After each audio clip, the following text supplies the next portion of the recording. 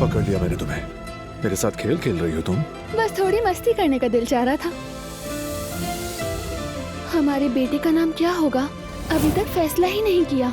अच्छा, तो हम अब अपने शहजादे का नाम इन कागजों पर लिखकर इस डब्बे में डालेंगे। जी हाँ दादी जान, भाभी से यही वादा किया था। हमारा बेबी खुशकिस्मत है क्योंकि उसके पास दुनिया के सबसे अच्छे बाबा हैं।